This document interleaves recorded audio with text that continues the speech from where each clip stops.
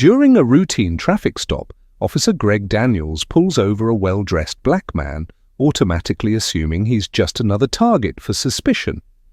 With a smug sense of authority, Daniels demands the man's ID, completely unaware that he's about to face a shocking revelation. The man, calm and composed, looks the officer in the eye and reveals his true identity. Jonathan Pierce, the head of internal affairs. What happens next? Daniels, who's made a career out of racial profiling and misconduct, quickly realizes his mistake. But it's too late. As the body cam rolls, his arrogance crumbles and his career begins to unravel. This is a gripping tale of power, accountability, and how the truth always finds its way to the surface. Watch the full video to see how one moment exposes a lifetime of corruption.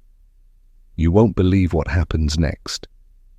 It was a quiet afternoon in the city, but Officer Greg Daniels was always on edge. He had been with the department for nearly a decade, and over time, his biases had only hardened. He believed certain types of people didn't belong in certain neighborhoods, and today he thought he had found one. A sleek black Mercedes rolled up to a stop sign, and inside was a well-dressed black man in his early 40s. His sharp navy blue suit and polished shoes suggested wealth, but to Officer Daniels it meant something else: trouble. Without hesitation, he flashed his lights and pulled the car over. As he stepped out of his patrol car, he adjusted his belt, making sure his hand rested near his holster. With an authoritative stride, he approached the driver's side and tapped on the tinted window. The window slid down smoothly, revealing the man behind the wheel. His expression was calm, confident, and unreadable. "License and registration," Daniels demanded, his voice laced with suspicion. The man raised an eyebrow but complied, reaching into his glove compartment slowly and deliberately. He handed over the documents without a word. Daniels snatched them up and quickly glanced at the name, Jonathan Pierce. It sounded familiar, but he couldn't place it. "Mind telling me what I did, officer?" Jonathan asked, his tone polite but firm. "You rolled through that stop sign back there," Daniels lied, knowing full well the car had come to a complete stop. Jonathan sighed and shook his head slightly. "I see." Daniels didn't like that reaction. He wanted resistance, an argument, anything that would justify what he was about to do next. "Step out of the car," Daniels ordered. Jonathan's gaze didn't waver. "Is there a reason for that, officer?" Daniels smirked. "I said, step out of the car." Jonathan exhaled sharply, but nodded. He reached for the door handle and stepped out with the same composure he had in the car. Daniels took a step closer, eyeing him up and down. "You carrying any weapons?" Jonathan tilted his head slightly. "Why would I be carrying a weapon?" Daniels scoffed. "You tell me." At that moment, another police cruiser pulled up behind them.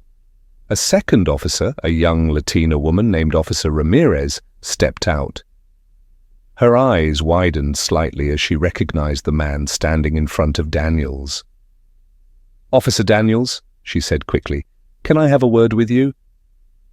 Daniels frowned but turned to her. "What?" She leaned in and whispered, "That's Jonathan Pierce, the head of internal affairs."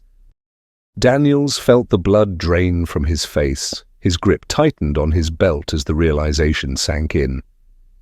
Jonathan, still standing tall, watched Daniels with an expression that was unreadable. But there was something in his eyes, something that said he had seen this play out before. Daniels swallowed hard, his confidence faltering. The man he had just tried to intimidate wasn't just some random black guy in a nice car. He was the Jonathan Pierce, the man responsible for investigating police misconduct. He forced a smirk, trying to regain control. "Internal affairs, huh?" He let out a fake chuckle. "Must be my lucky day." Jonathan didn't smile. He simply crossed his arms. Is that so? Daniels glanced at Officer Ramirez, who was now standing stiffly, waiting to see how he would handle the situation. He knew he had to be careful. One wrong move, and his career could be on the line. "So, Mr. Pierce," Daniels said, trying to sound casual, "what brings you to this part of town?" Jonathan raised an eyebrow. "Do I need a reason?" Daniels hesitated. He was trapped. If he doubled down, he risked exposing himself. If he backed off too quickly, it would look suspicious. "You ran a stop sign," Daniels repeated, his voice weaker this time. Jonathan let out a quiet chuckle. "I have dashcam footage that says otherwise. Would you like to review it together?" Daniels clenched his jaw. This wasn't how things were supposed to go. Usually, when he stopped someone, they either complied out of fear or argued just enough for him to assert his authority. But Jonathan wasn't afraid. He wasn't arguing. He was watching. "I assume you've already run my license?" Jonathan continued. Daniels nodded stiffly. "Then you know everything checks out," Jonathan said. "So here's my question, Officer Daniels. Why did you really pull me over?" Daniels' pulse pounded in his ears. Ramirez was still standing nearby, watching closely. Other cars passed by on the street, unaware of the quiet storm brewing on the sidewalk. Jonathan took a step closer, lowering his voice just enough that only Daniels could hear. "I've seen your record. I know your history with traffic stops. You and I both know this wasn't about a stop sign." Daniels stiffened. His grip on his belt tightened again. His mind raced through possible exits, but there were none. Jonathan leaned in slightly, his eyes sharp. "So tell me, Officer Daniels, what happens next?" Daniels's throat went dry. His mind screamed at him to find a way out, but every option led to the same dead end. He had been caught. Jonathan didn't move, didn't break eye contact. His presence alone was suffocating. Officer Ramirez shifted uncomfortably. She had heard rumors about Daniels's behavior, how he always seemed to have probable cause when stopping black drivers, how his reports rarely lined up with body cam footage.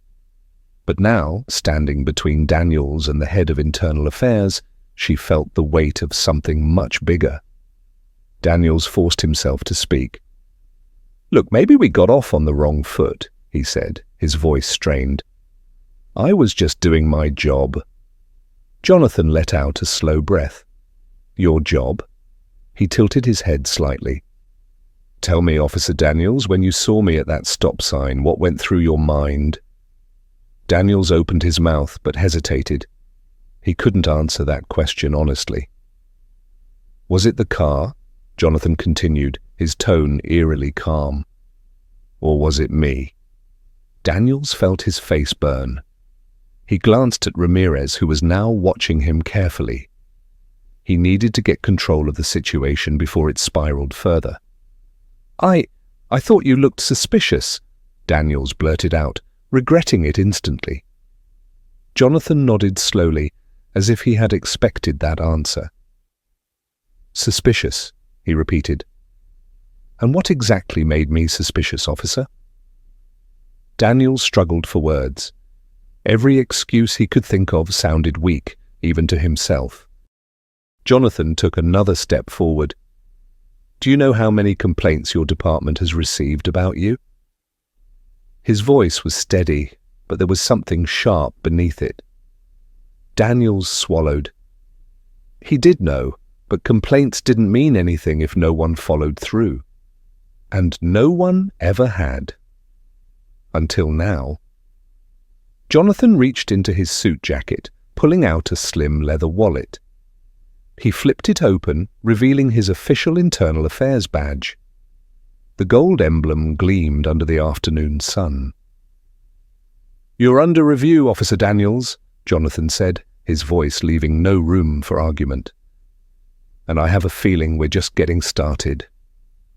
Daniels's stomach dropped. His grip on his belt loosened. For the first time in his career, he felt something he wasn't used to. Powerless. Daniels's mouth went dry. Under review?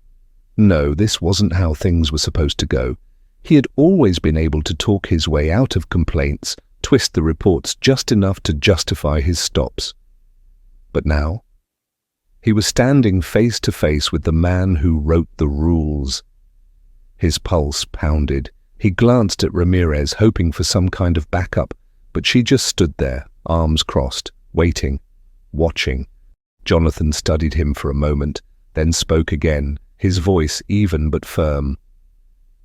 "You see, Officer Daniels, the difference between you and me is that I know exactly who I am. I don't need a badge to prove my authority." He tucked his ID back into his pocket. "But you? Without that uniform, what do you have?" Daniels flinched, the words hitting harder than he expected. "You think that flashing lights and a uniform make you untouchable," Jonathan continued. "But let me tell you something, you're not." Daniels' fingers twitched near his belt. His instinct screamed at him to push back, to assert control, but something in Jonathan's stare kept him frozen. Jonathan took a slow step closer, lowering his voice just enough for only Daniels to hear. "This isn't the first time you've done this, is it?" Daniels's jaw tightened. He didn't answer. Jonathan let the silence stretch before nodding slightly. "I thought so." He turned to Ramirez. "Officer, is your body cam on?" Ramirez stiffened. "Yes, sir." "Good," Jonathan said smoothly. "Then let's make sure there's a proper record of this stop." Daniels's stomach twisted into a knot. This wasn't just a routine pullover anymore. This was evidence. Jonathan turned back to him. "So, Officer Daniels, do you want to start telling the truth? Or should I do it for you?" Daniels's lips parted, but no words came out. For the first time in his career, he realized he wasn't the one in control anymore. Daniels felt sweat bead on his forehead. His heart pounded like a war drum. His entire career had been built on authority, on making other people afraid. But now, for the first time, he was on the receiving end. He glanced at Ramirez's body cam, its small red light blinking steadily. Recording. Every word, every movement, every hesitation. All of it was evidence now. He forced his smirk, desperate to regain control. "Look, I don't know what you think this is, but—" Jonathan cut him off. "Oh, I know exactly what this is," he said, stepping even closer. "This is pattern behavior. I've seen your record, Daniels. You target drivers who look like me. You make stops without probable cause, and when they push back, you escalate." Daniels clenched his fists. "That's not true." Jonathan raised an eyebrow. "Isn't it?"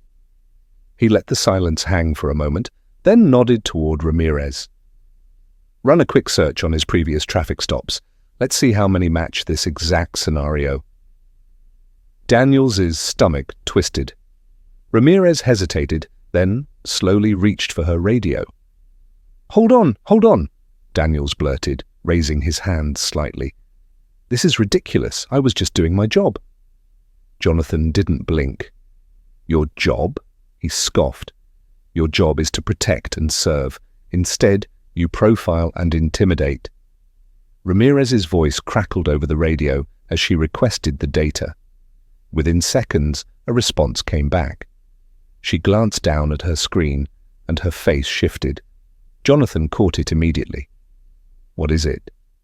Ramirez hesitated, then read out loud, "Officer Daniels has made 43 traffic stops in the past 6 months. 38 of them were black drivers." Daniels felt the blood drain from his face. Jonathan exhaled sharply. "That's not just a coincidence, Officer Daniels." His voice was calm, but his eyes burned with something deeper. "That's a pattern, and patterns are what get officers like you fired." Daniels' breathing grew shallow. He knew the department had always protected guys like him.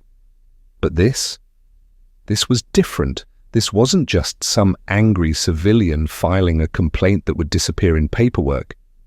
This was internal affairs. And Jonathan Pierce wasn't just looking at him, he was coming for him. Jonathan took another step forward, his voice steady. "So, Officer Daniels, how do you want to play this?" Daniels felt the weight of Jonathan's question pressed down on him like a vice. His mind raced through excuses, defenses, lies, but he knew none of them would hold up. Not now. Jonathan took a slow breath, his gaze unwavering. "Here's what's going to happen," he began, his tone leaving no room for argument. "You're going to turn in your badge and gun. You'll be placed on administrative leave, pending a full investigation by internal affairs." Daniels opened his mouth to protest, but Jonathan raised a hand, silencing him. "This isn't just about today," Jonathan continued. "It's about every person you've intimidated, every false report you've filed, every life you've disrupted because of your prejudice." Ramirez shifted uncomfortably, but stood her ground, watching Daniels with a mix of pity and disdain. Jonathan stepped back, creating a small but significant distance between them. "You see, Officer Daniels, the badge isn't a shield for you to hide behind. It's a symbol of trust, a trust you violated time and again." Daniels swallowed hard, the reality settling in. There would be no sweeping this under the rug, no quiet reassignment to another precinct. His career was crumbling right in front of him. Jonathan turned to Ramirez. "Make sure his body cam footage is secured. We'll need it for the investigation." Ramirez nodded, stepping forward to take Daniels' equipment. As she unclipped his body cam, Daniels felt the sting of humiliation, a feeling he had inflicted on so many others but had never imagined he'd experience himself. Jonathan gave Daniels one last look, a mixture of disappointment and resolve in his eyes. "You thought you could hide behind that uniform, but justice doesn't care about your badge. It cares about your actions." With that, Jonathan walked back to his car, his posture unyielding. He drove away, leaving Daniels standing alone on the side of the road, stripped of his authority and exposed for who he truly was.